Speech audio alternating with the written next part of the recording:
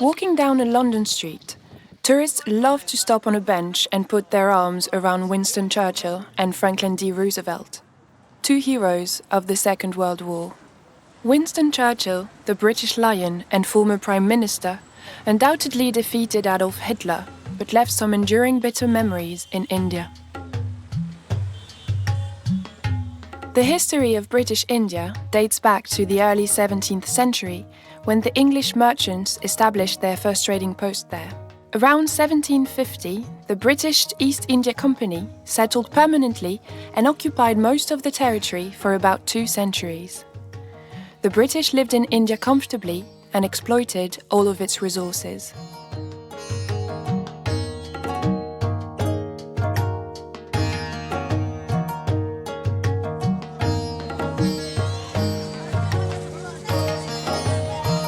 Calcutta remained the capital of British India until 1911.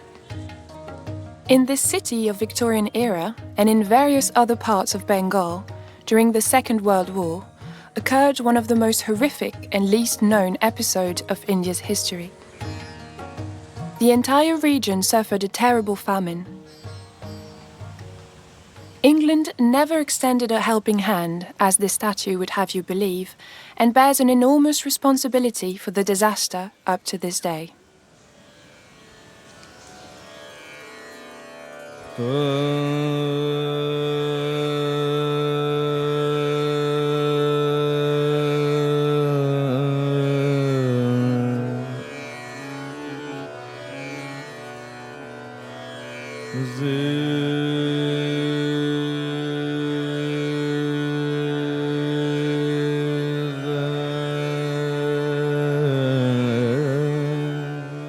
During the year 1943, tens of thousands of peasants were starving on the pavements of Calcutta. Between 3 and 5 million people were wiped out by a dreadful famine in West Bengal and in modern-day Bangladesh. This tragedy could have been avoided according to many British and Indian historians.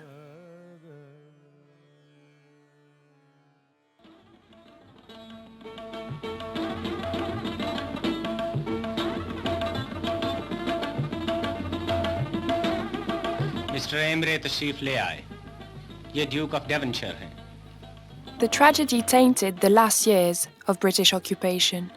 It was the result of a chain of events, the outbreak of the Second World War being the main factor.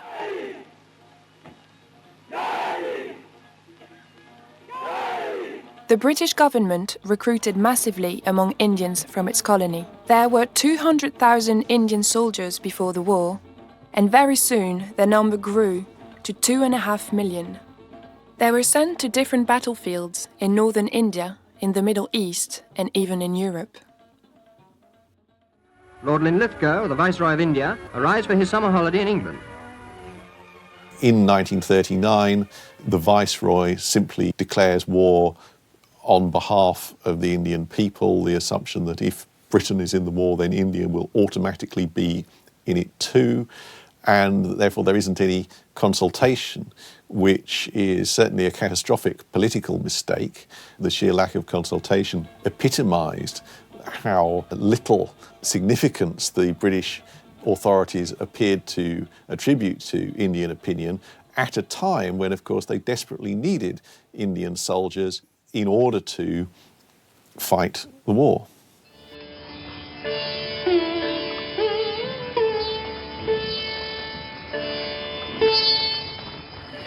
In Bengal in 1942, you already had a very difficult situation, and that's interesting because there was a bumper crop that year. The problem was that there had been a lot of shortages already showing up. Reason being was that India was a major part of the war effort. So a lot of things were being taken out of India at the time, like wheat from the West, even railway tracks, any kind of resource, jute bags.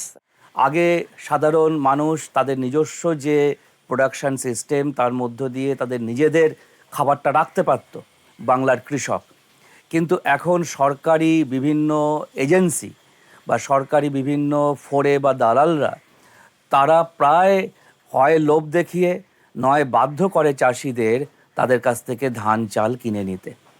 এটা যে প্রথমে একটু লোভে পড়েই চাষিরা দিয়েছিল, কারণ একটা অতিরিক্ত দাম তাদের দেওয়া হচ্ছিল। আমাদের গ্রামে চালের মণ ছিল 5 টাকা, দুধের সের ছিল 2 পয়সা, নুন ছিল 1 পয়সা। একটা সচ্ছল জীবন ছিল। তো যুদ্ধ শুরু হলো। এই প্রথম আমরা এরোপ্লেন দেখলাম। যুদ্ধের সময় আমাদের গ্রামের উপর দিয়ে এরোপ্লেন যেত, দেখার জন্য আমরা ভিড় করে গ্রামের বাড়ির উঠানে নামতাম, সবাই মিলে নামতাম। উড়োজাহাজ দেখাটাই একটা মস্ত বড় ব্যাপার ছিল। তারপরে হঠাৎ একদিন জানা গেল যে চালের দাম বেড়ে যাচ্ছে। চালের মণ ছিল 5 টাকা, সেখান থেকে 60 টাকা উঠেছে। আমার বাবা এসে বললেন বাড়িতে যে দেশে হয়তো দুর্ভিক্ষ হবে।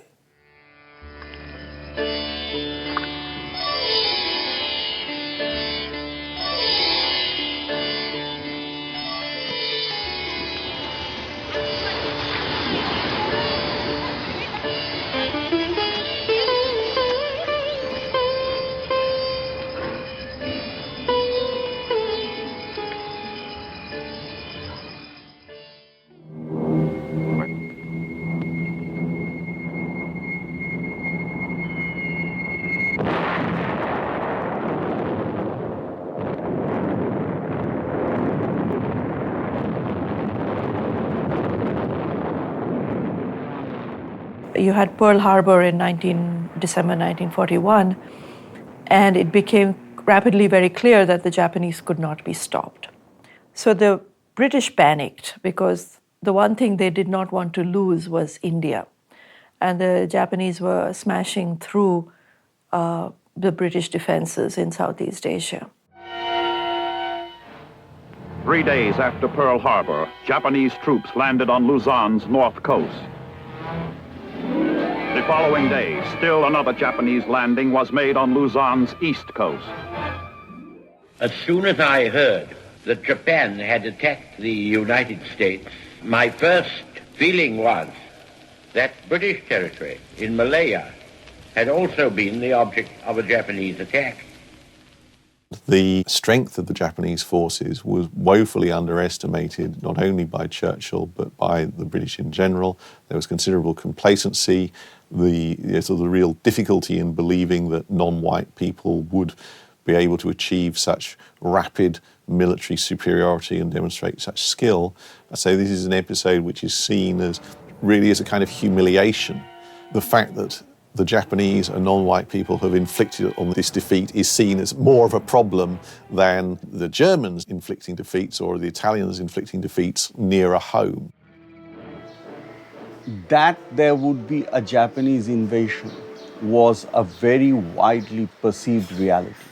We must remember at this point that the Japanese were, by 1942-43, certainly at the borders of India, in the northeast as well as on the Burmese border. So the eastern districts of Bengal, the most eastern districts of Bengal, were certainly under threat of an imminent Japanese invasion. Then, the war broke out in the southeastern front. The Philippines, Malaysia, and Singapore fell into Japanese hands. At the same time, the Congress Party, led by Gandhi, threatened the British Empire from within. Mahatma Gandhiji 9 August 1942 9 August all India কংগ্রেসের অধিবেশনে উনি ঘোষণা করলেন, quit India, ইংরেজ তুমি ভারত ছাড়ো।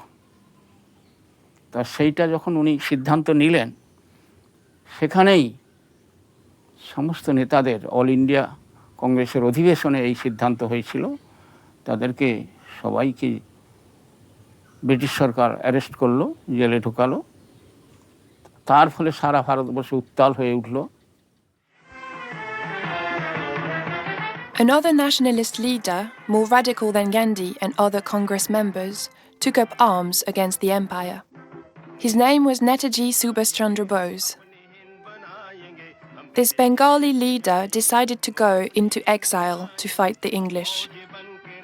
He even sought support from the Germans and their Japanese allies. এরপর তো তিনি চলে গেলেন সিঙ্গাপুর এবং তারপর টোকিও এবং জাপানের সঙ্গে সেখানে তিনি চুক্তিবদ্ধ হন এবং ইন্ডিয়ান ন্যাশনাল আর্মি তাকে তিনি অধিনায়কত্ব দেন, লিডারশিপ দেন এবং যে গভর্নমেন্ট যে ইন্ডিয়ান ন্যাশনাল গভর্নমেন্ট যেটা তৈরি আজাদ হিন্দ সরকার, সেই আজাদ হিন্দ সরকার সিঙ্গাপুর থেকে কাজ শুরু করে এবং সেখানে জাপানের সঙ্গে যুদ্ধ প্রচেষ্টায় তারা ভারতবর্ষের বার্মার মধ্য দিয়ে রেগুনের দিকে আসতে শুরু করে এবং যেটা ইংরেজদের কাছে একটা প্রচণ্ড ওয়ার থ্রেটে পরিণত হয়েছিল। ওই যে জাপানি ওদিক থেকে আসছে, নেতাজি আসছে, আমরা সুশীলদা বলেছিল যে নেতাজি যদি আসে আমরা তাকে আহ্বান করব। তারা ভেবেছিল যে সমুদ্রপথে নেতাজি এসে যেতে পারে, কন্টাই এই দিক থেকে আসতে পারে সমুদ্রপথে। তার জন্য আমাদের সুশীলদা আমাদের জাতীয় সরকার প্রস্তুত নিয়ে রাখছিল। In the case of Bengal, of course, this gets a separate and a different emotional dimension because of Subhash Bose's involvement with the Japanese. So this is not just going to be a threat, this is also going to be a liberation. That threat contains within it the potentials of a liberation as well. So there is expectation and there is fear. The Japanese army was advancing towards Indian borders. In December 1942, bombs were dropped on Calcutta and other cities in Bengal, such as Chittagong. লোকজন সব শহর ছেড়ে গ্রামে চলে আসছে। এই সময় চালের দাম হু হু করে বাড়তে লাগলো এবং এক সময় এলো যখন আর চাল পাওয়া যায় না।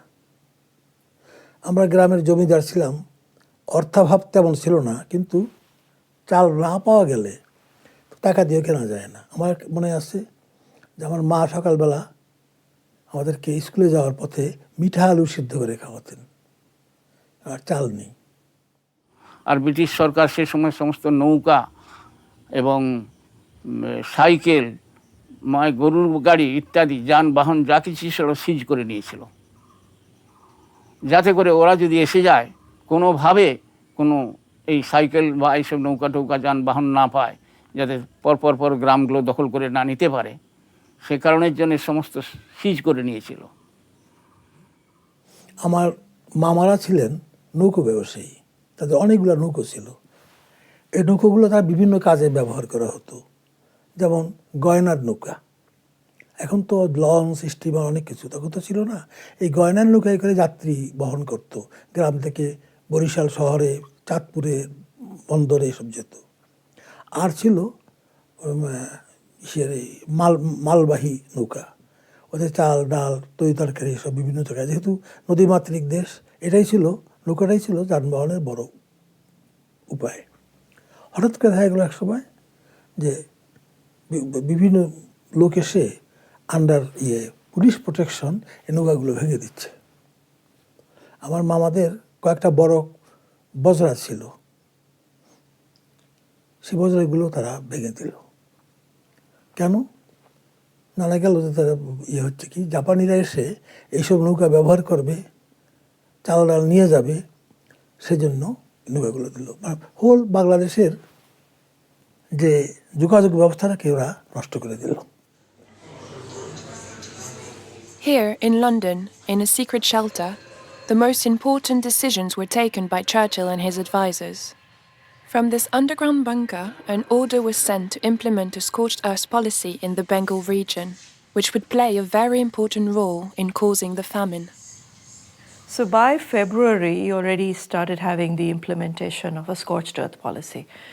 In January, you had the orders sent out from London for scorched earth, meaning that boats and food would be destroyed. Anything that the Japanese could use to invade Bengal or India. And Bengal at the time, of course, means including what is now Bangladesh, where rivers are crucial to transportation.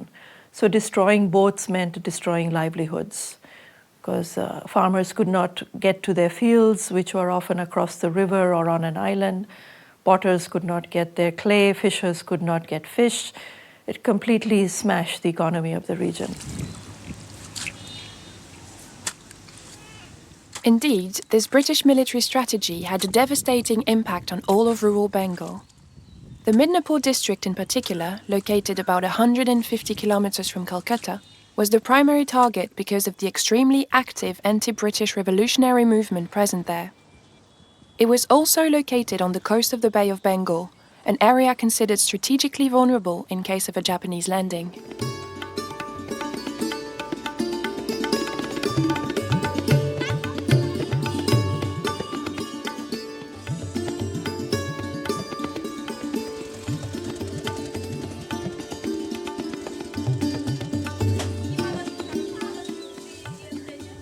Today, only a few people who have experienced those painful times remain. Prabhat Kumar, 88 years old, is one of them. তখন আমার বয়স ছিল ধরুন 16 বছর 6 মাস। আচ্ছা, সেই সময়ে সরকার থেকে, ইংরেজ সরকার তখন গ্রামে খাদ্যবস্তুর জন্য রাখবে না, এভাবে পুড়িয়ে দিচ্ছে। কেন না, সমুদ্রের ধারে বহিঃশত্রু আক্রমণ করতে পারে, সেই জন্য তারা যেন কোনো খাদ্য না পায়। সেইভাবে ধান চাল, আমাদের পাড়াগ্রামের তো ধানই হচ্ছে অবলম্বন, অর্থাৎ ধানটা পুড়তে আরম্ভ করলো। মরাই পর যেখানে থাকে, যেখানে ধান থাকে, আচ্ছা গোলা, সে গোলাতে আগুন লাগিয়ে শেষ করে দিচ্ছে। তারপরেই আগস্টে 16ই আগস্ট 1942-এর 16ই আগস্ট মহাসপ্তমীর দিন বন্যা হলো। প্রবল সকাল থেকে বর্ষা শুরু হচ্ছে, ঝড় বর্ষা, দুপুরের দিকে ঝড়ের বেগ বাড়তে লাগলো। মানুষের মনে আতঙ্ক দেখা দিল যে কি হবে না হবে। In October 1942, a tsunami killed more than 40,000 people and destroyed all of the crops and livestock in the coastal areas of Bengal. It left hundreds of thousands of people homeless and starving. 3-4 দিন লোকে রান্নাবান্না করতে পারে না। কিছু সব লোক তারা দল বেঁধে বেরোলো, সব বড় লোকেদের বাড়িতে গিয়ে কিছু কিছু তারা সাহায্য চাইলো দল বেঁধে এইরকম করে। তারপরে ধীরে ধীরে জলটা কমে গেল, ধান আর হলো না, প্রচণ্ড দুর্ভিক্ষ দেখা দিল।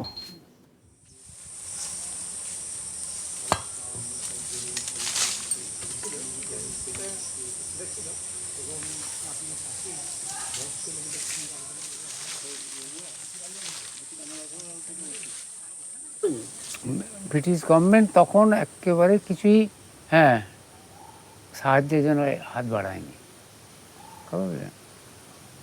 সেই সময় মানুষ পরস্পরকে যতটুকু পেরেছে সাহায্য দিয়ে বাঁচানোর চেষ্টা করেছে, স্থানীয় মানুষ, তাছাড়া সাহায্য করার মতো ছিল না। বিশেষ করে তখন দারিদ্র্যটা চরম ছিল। So all in all, by the end of the year, the major harvest in Bengal comes in January, December. That harvest appears to have been short. And by early 1943, the Bengal governor and the Viceroy of India are both saying, look, we need food imports. Otherwise, we can't continue to supply the war effort. And India was also hosting 2 million soldiers at this time, the Indian army, plus a lot of soldiers were about to come in order to push the Japanese back. And the available resources were going all towards the army. So you have, eyewitness accounts saying that the government was going around collecting everything, fish, cattle, eggs, fruit, everything was being collected and fed to the army. That there was enough food that was available. Okay? There were pockets of scarcity, but any government could have allowed the transport of food from areas of plenty to areas of scarcity. The British government, because it saw itself as being under threat of a Japanese invasion and had already was following what has been called the Scotch-Dart policy and also had appropriated boats, there were not enough transport available to move food from areas of plenty to areas of scarcity. And this is what created famine conditions. It was an artificially created, man-made shortage of food. সব কলকাতার দিকে সবাই গেছে, আশেপাশে যেখানে দুটো দুটো খাওয়ার জন্য গেছে, ভিক্ষে করে খাওয়ার জন্য, বাঁচার জন্য চেষ্টা করে। তখন চাপটা ব্রিটিশের উপর বেশি পড়েছে। এবং তখন তো ইয়ে ছিল, আইনসভা ছিল, প্রাদেশিক আইনসভা ছিল, তাদের উপর ব্রিটিশের উপর চাপ হয়েছে, নিন্দামন্দ হয়েছে, খবরের কাগজ বেরিয়েছে।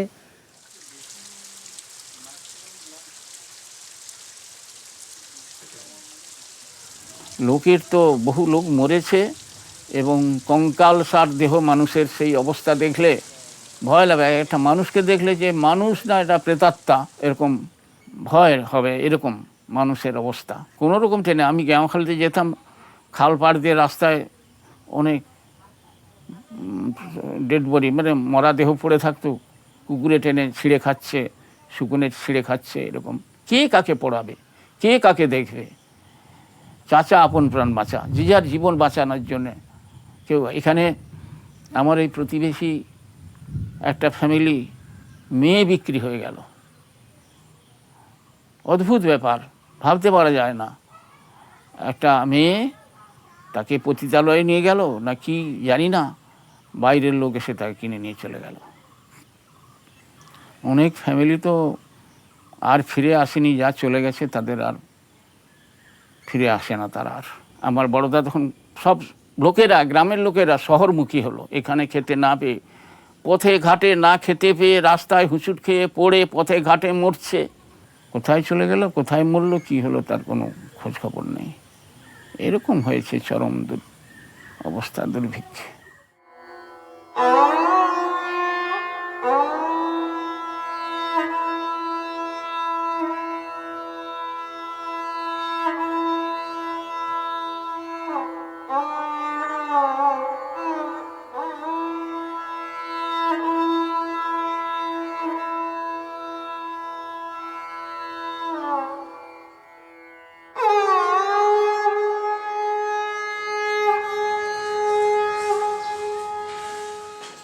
আমার তো বয়স তখন 13 থেকে 14 বয়স।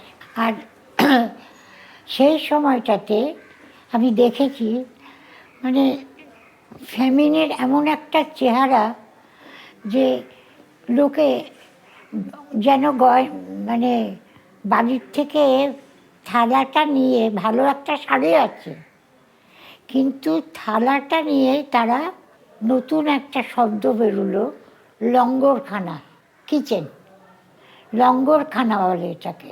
তার মানে হচ্ছে যেখানে খাবারটা পাওয়া যাবে। এবং মানে ভীষণ ক্লিষ্ট চেহারা, নিজের একদিকে মানবিকতা, আরেকদিকে দুঃখ।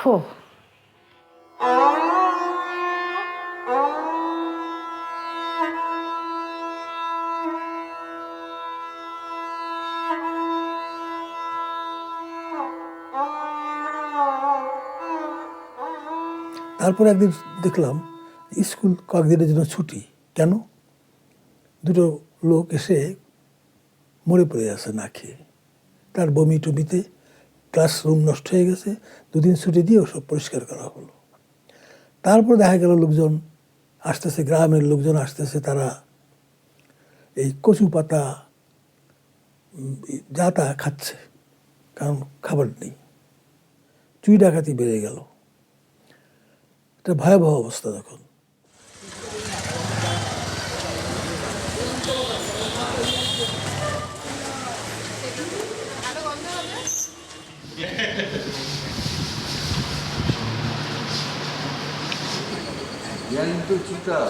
Sumitra Chatterjee is a very well-known actor in Bengal, still appearing regularly on stage. He played in many films by director Satyajit Ray, including Distant Thunder, a story about the 1943 famine in Bengal. The famine left a deep mark on his memory of his childhood in a village not far from Calcutta.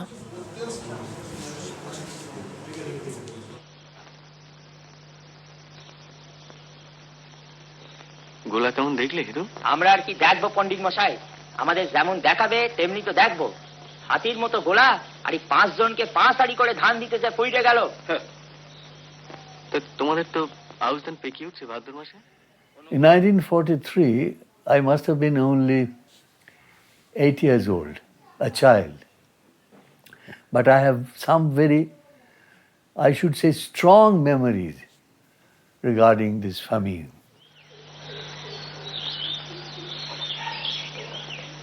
একটু fan দাও মা, মাগো। These people from the villages, they would crowd the streets, they would come to the houses and would cry out, "Pendao ma, pendao." Anyone who has heard that cry, pan is the water coming out of the boiled rice. They knew that if they asked for rice, cooked rice, even the person from whom they are begging, he hasn't got the means to give it to him. But usually in a Bengali household, that boiled water is thrown away. They were asking for that so that they can survive. And anyone who has heard that cry, that same cry all over Bengal, "Pendao ma, mother, give us that boiled water," will never forget in his life. Never, never. Breast চেপে চেপে চেপে চেপে মা দুধ বের করছে। দুধ বের করে দেখতে পেল যে বাচ্চাটা মারা গেছে। বুঝতে পারলো, ফলো করতে পারছিস আমার কথা? বুঝতে পারলো বাচ্চাটা মারা গেছে। এমন সময় দেখে সামনে তার আগে আরেকটি মেয়ে দাঁড়ানো, তার যে বাচ্চা সে তখনও বেঁচে আছে। সে তখন ওই বাচ্চাটাকে ওই নিজের যে বুকের দুধটা, সেই দুধটা দিয়ে ওই বাচ্চাটার মুখে ঢেলে দিল। ওই বাচ্চাটা বেঁচে গেল। এ আমার নিজের চোখে দেখা, আমার তখন চোখ দিয়ে জল পড়িয়ে গেল। আমি ভাবতেই পারি না যে এত কষ্ট করে একজন মা, সে তার আর নিজের সন্তানকে মারা যেতে দেখেও অপরের সন্তানকে কেমন করে বাঁচালো। এইটা আমার একটা অপূর্ব অভিজ্ঞতা। আমার দুঃখের অন্ত নাই, দুঃখ কার কাছে জানাই, আমার সুখের সপর ভাঙলো রে এই সুরাই বাজারি। ও ভাই রে ভাই,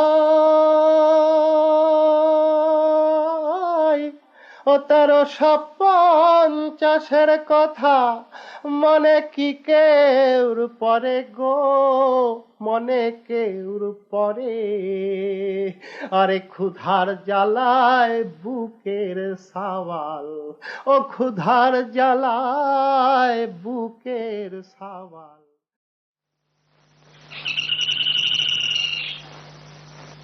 মতি, ও মতি,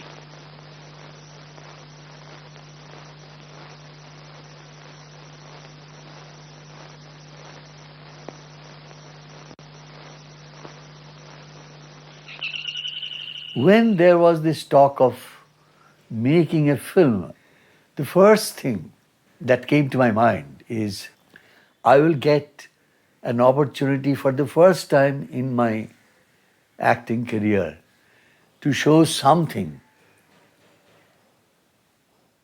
at least in my own little capacity, a thing that have haunted me all my years. And many people said that it is one of my best performances till date. I know why it is, because I have lived through those experiences. Those shadow of death looming large behind my head.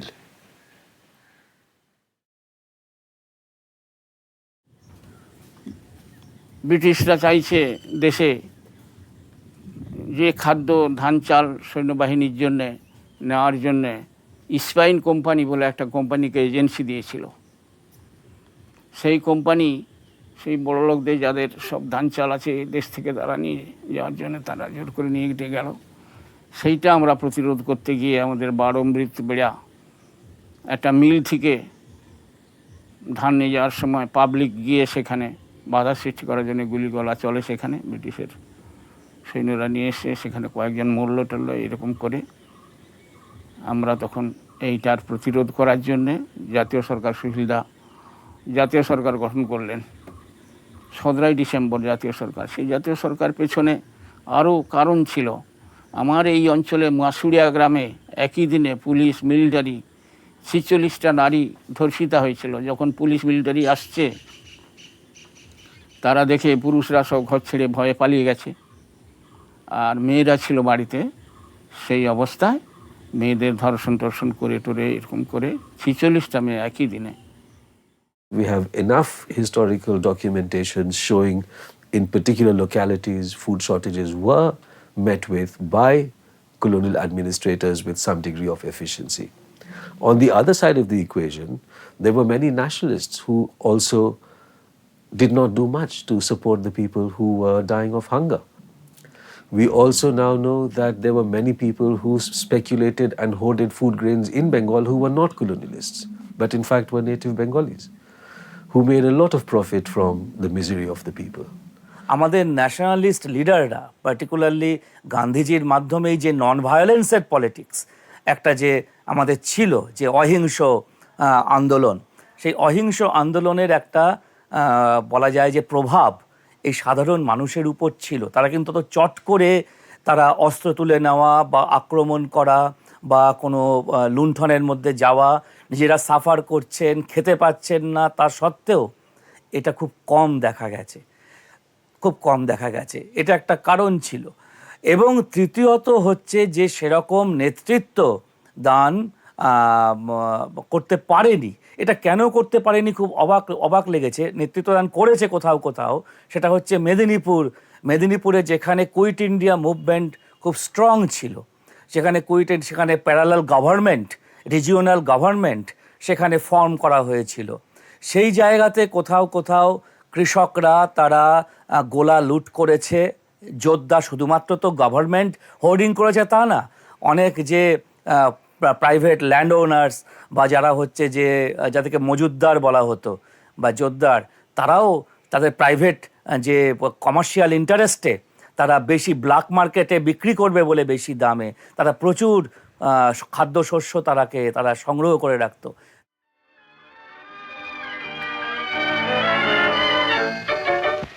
Ladies and gentlemen, are you following the Indian situation with the attention it demands?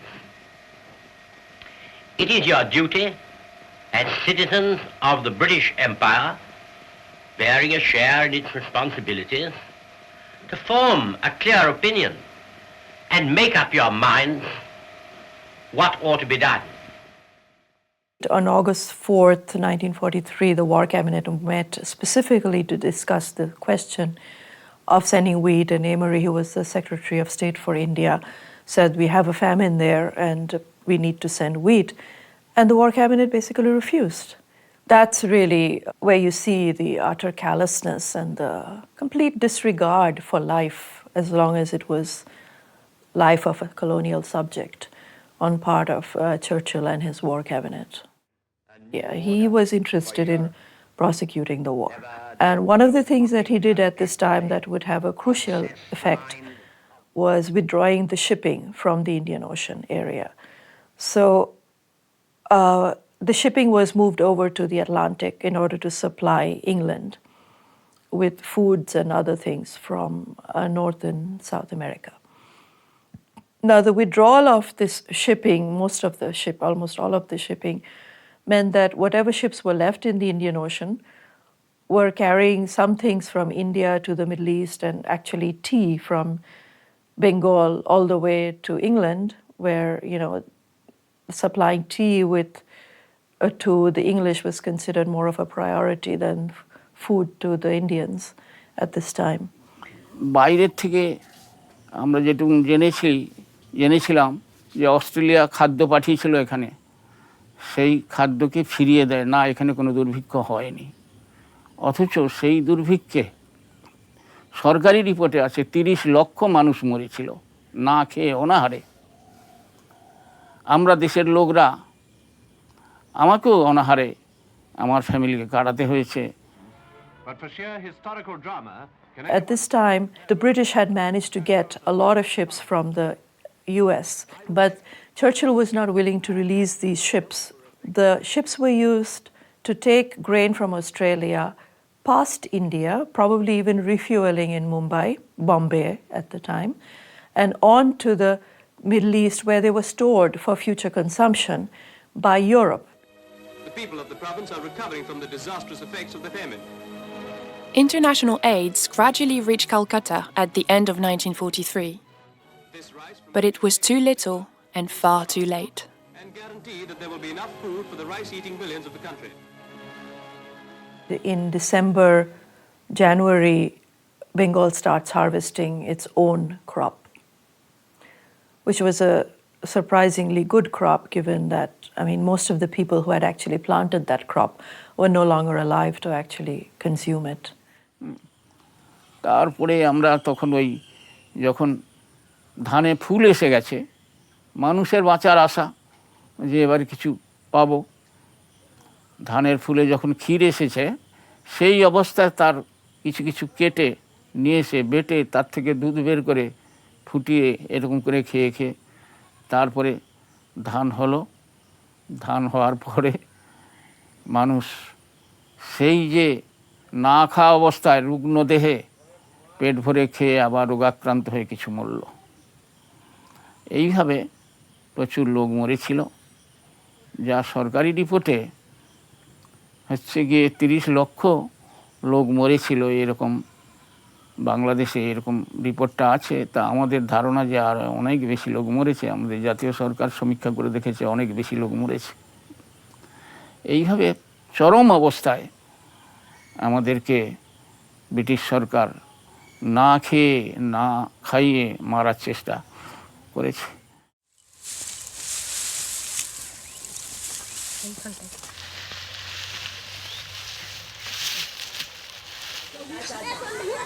The famine starts to die down in 1944, leaving deep traumas in Bengal. 70 years have passed. Now perhaps many would prefer to forget those who died of hunger and the grave responsibility borne by the British government. There are others who will always remember. Of course, a crucial role was played in this by Churchill's chief advisor, Lord Lindeman, his original name was Lindeman. He became Lord Cherwell, and he was Churchill's advisor on questions of shipping and logistics. And every time the question of sending famine relief to India came up, you see the day before he sends Churchill a memo arguing against it. So Lindeman played a key role in denying famine relief. Now, he was violently racist. Lord Lindeman, he wrote a paper at one time which was about eugenics, about how the imperial races could always stay on top by using, say, surgical methods or drugs or modern science to create a slave race that would serve without ever even imagining rebellion, like, ants serve a queen. And he was so violently racist that he was physically nauseous in the presence of a black person, who actually, would have fit perfectly well into Hitler's war cabinet if he had one. Great mismanagement and weakness causing unrest and disturbance to 300 million primitive people whose well-being is in our care.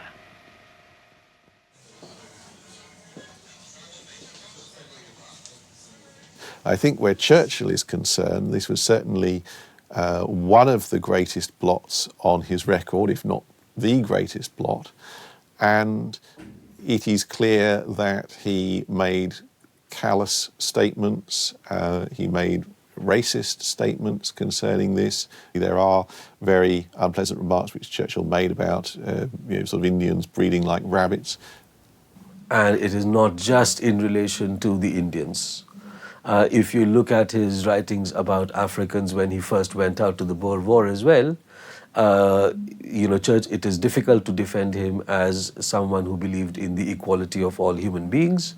And in particular with Indians, he had high degrees of contempt for them, not only for Indians as a people, he found them repulsive physically and so on, and he bought very much into the old colonial tropes regarding they are untrustworthy, they are shifty, they are cunning, they cheat you.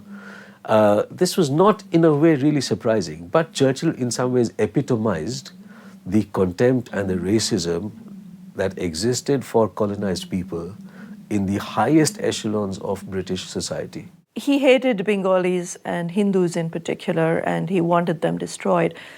But whether you can actually link the economic policies with his racism, I think you can make a tenuous link. It's not completely firm. He didn't actually say, let's induce a famine so as to kill them off. You won't find that in the written record. Well, I'm not qualified to say from a legal perspective whether or not it should be considered a war crime.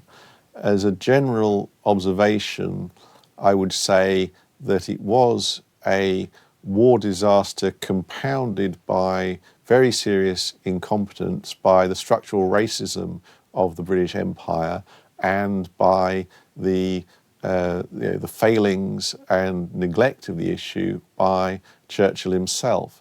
ফলে সাধারণ মানুষ মরে যাচ্ছে। 3.5 million people তারা মরে গেল, 35 লক্ষ মানুষ মরে গেল। এটা তো অবশ্যই সরকারের দোষ, এবং ব্রিটিশ গভর্নমেন্ট কখনোই তাদেরকে ওয়ার ক্রিমিনাল হিসেবে এই ক্ষেত্রে কেউ কখনো চিহ্নিত করেনি। কিন্তু আমার মনে হয় যে চিহ্নিত করা উচিত ছিল, এবং তার জন্য তাদের বড় ক্ষতিপূরণও যে ফ্যামিলি ক্ষতিগ্রস্ত হয়েছিল তাদের দেওয়ার দরকার ছিল।